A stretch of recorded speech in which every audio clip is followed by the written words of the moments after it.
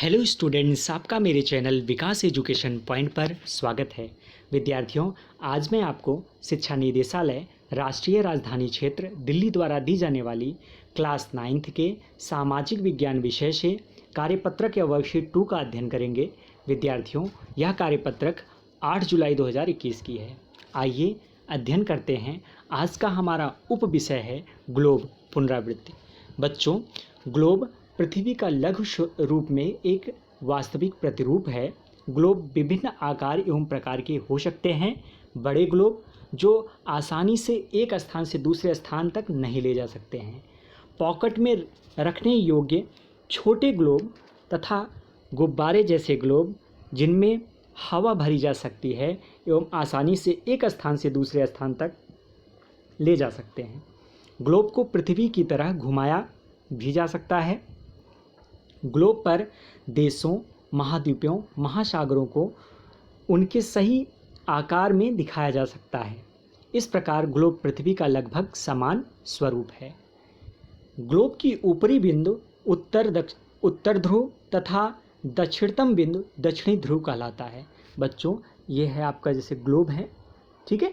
तो इसमें इधर उत्तरी ध्रुव है, इधर दक्षिणी ध्रुव है। ये उत्तरी ध्रुव हो जाएगा और ये दक्षिणी ध्रुव हो जाता है, ठीक है ना। ऐसे है ना ग्लोब, ठीक है।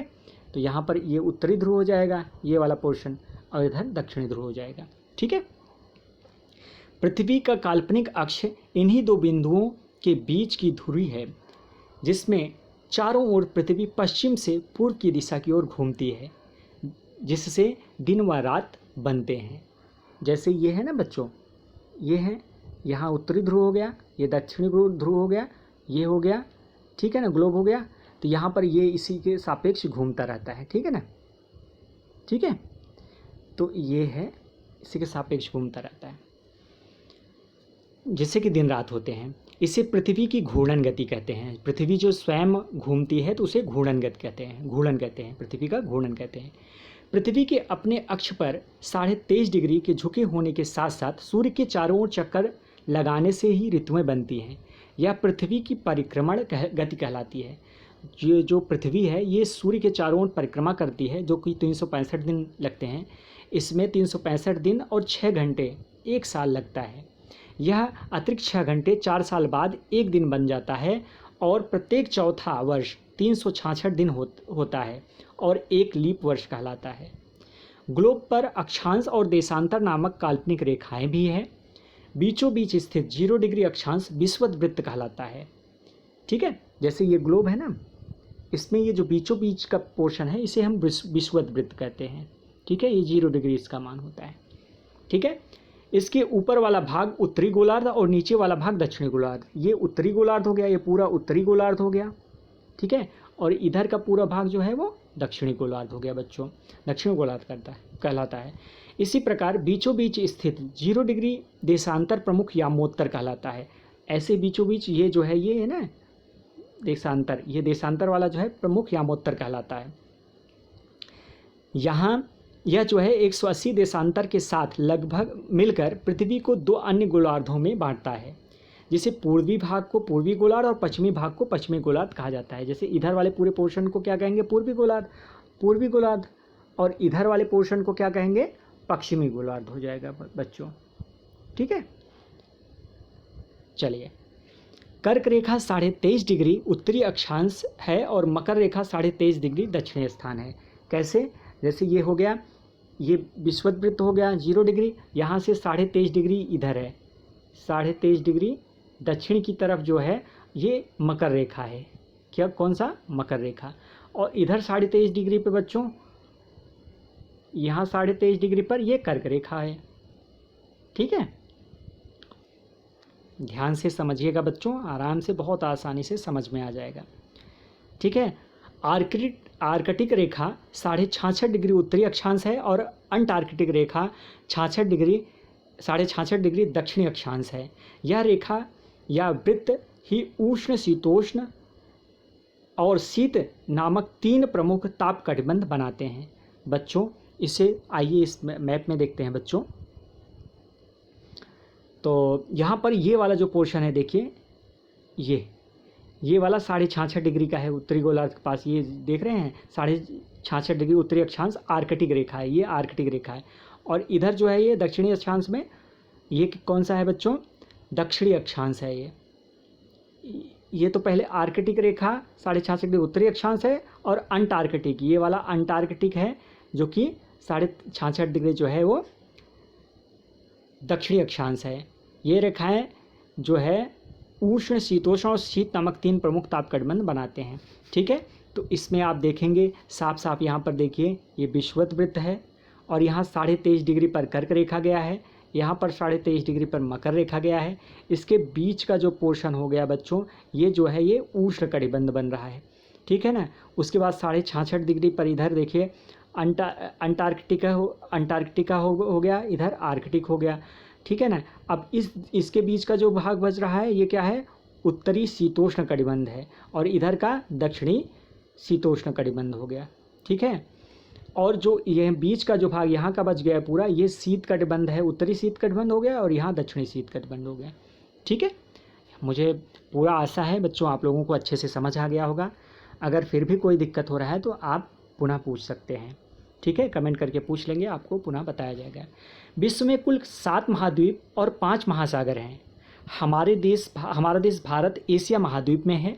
वर्तमान समय में भारत में कुल 28 राज्य और 8 केंद्र शासित प्रदेश हैं। ठीक है, तो ये था आज का हमारा कार्यपत्रक बच्चों। आइए अब इसमें कुछ प्रश्न दिए गए हैं, इन प्रश्नों को करते हैं, इन प्रश्नों के उत्तर करते हैं। ठीक है। पहला प्रश्न है, ग्लोब और मानचित्र में क्या अंतर है?